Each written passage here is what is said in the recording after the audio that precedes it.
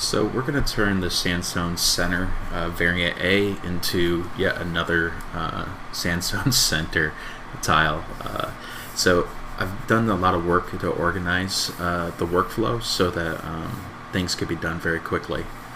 So we're actually going to make another pop mark, probably a larger one around this area or so. So let's try to do that. So the inner lit and shadow is what describes this. So I think I will just start off with the inner shadow, and I'll first paint with medium. I've made a swatch set so that I can get to this really quickly. And of course, I'm going to go into the pen here and get a rough idea of what I may want it to be. I don't know, probably here. And I'm going to actually make it a little bit longer this time. And I'm going to do the inner shadow dark area, and we'll go like that. I like to try to leave one open on each side to kind of act like this is shadow. So that's looking good there. I will collapse that, go to the inner lit area. So I'm going to grab the inner lit medium color, and I tend to not do too much. I like to balance a deeper shadow hole than the light area. So again, I will just draw it out like so. I will go to the bright, grab the bright, get that going, and then I will add one of the sparkle colors. So I actually didn't load the sparkle color in there, so what I'm going to do is I'm going to see if I can pull it from here. Yeah, so that worked. So I'm going to go ahead and undo that. And now I have the sparkle color. I'm going to go ahead and add that actually as I'm going to replace the inner light bright with a new one.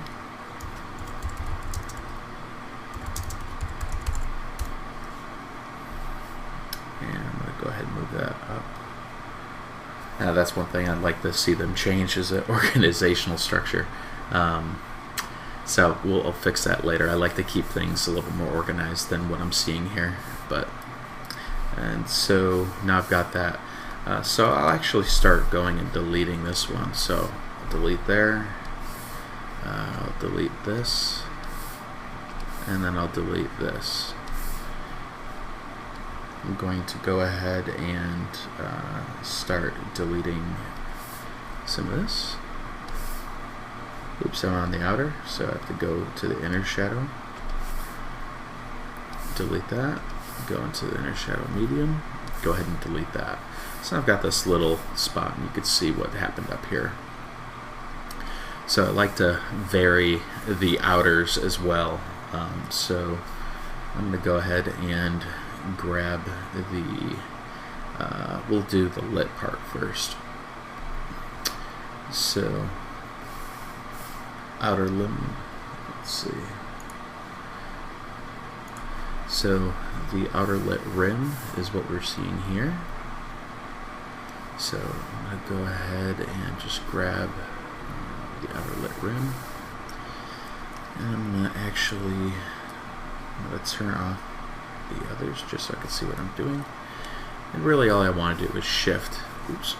All I really want to do is shift where some of this is happening, just to kind of give it a little variance. So we'll get rid of that, get rid of that. And I don't like to make it too egregious. It doesn't even need to be particularly balanced. Just a little something to kind of break up the edging. And if I end up not liking it in the engine, I will always have the opportunity to go and change it. So I'm going to bring this back, and I'm going to go ahead and modify the outer light rim bright. And I'm just going to go ahead and delete what I see here. Sometimes it's a little difficult to see. I'm going to actually make a little bit, and I'm going to skip, and then I will do that much. And the same with over here. we'll just pull this off from the top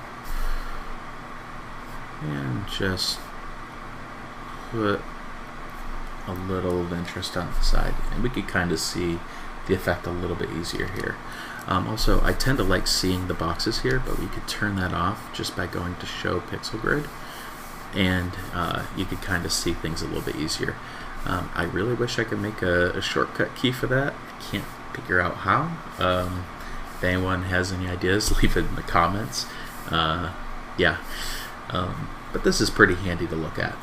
And of course, I could scale this up like so, and see a slightly larger version of that if I really wanted to, which is kind of handy to have over here, and then have the box version over here. So let's see. So I've got the outer version done for lit, and now I'm going to go to the outer shadow. I'm going to go into the shadow rim, and as we can see, it's what's describing all of that. So I'm actually going to turn that one off. I'm going to go to the outer shadow rim color. And I'm going to go ahead and delete that, this, and so just start shifting this a little bit. We'll go for a little bit there, and some there, and maybe 2 little pixels, 3 little pixels there. That's, again, it just breaks this up. You might even want a little 3 pixel there. That's fine. Nothing too crazy. Sometimes 2 is fine. Yeah, these tiles are mostly drawn in a specific orientation, so I tend to like having most of my tiles with a 1, 2 o'clock lighting profile as opposed to actually rotating them. So I will end up using more texture memory, but this is a 2D game. I'm not too concerned. So let's look at the outer dark area again. Yeah, I'm gonna go ahead and grab the outer shadow rim dark. Maybe someday I'll learn how to speak. And we'll just delete that there.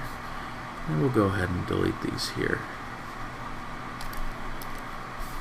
And I will just throw a little down here. And to be honest, it's like, yeah, it's just for flavor, just to help break up some of the look. And I'm gonna put 2 there, and you know what? I'm fine with this. So I will go ahead and rename this to Shadow Center Variant B. I will go ahead and save this as Shadow Center Variant B. And that's that. So now I'm going to go ahead and open up A, just so I still have it on screen. I'm going to shift B over. Actually, I find that sometimes you have to punch the one from the the right hand side over to the left hand. And I will go ahead and put 2000 scale on there.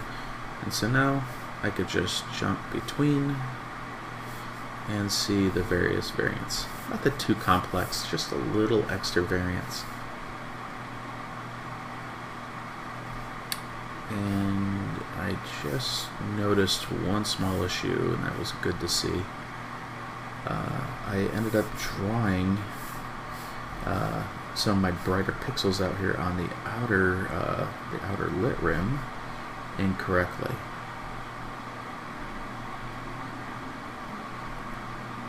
Yeah, so I pulled the wrong color, so outer lit rim. And actually, I might have actually stored the incorrect color there to begin with. So I'm going to go ahead and hide these. And I'm going to pull that color. Oops, I was in a draw mode. I'm going to go ahead and pull that color here. And I'm going to go ahead and bring up the actual color viewer. 32, 23, 83. And I want to see what this one looks like.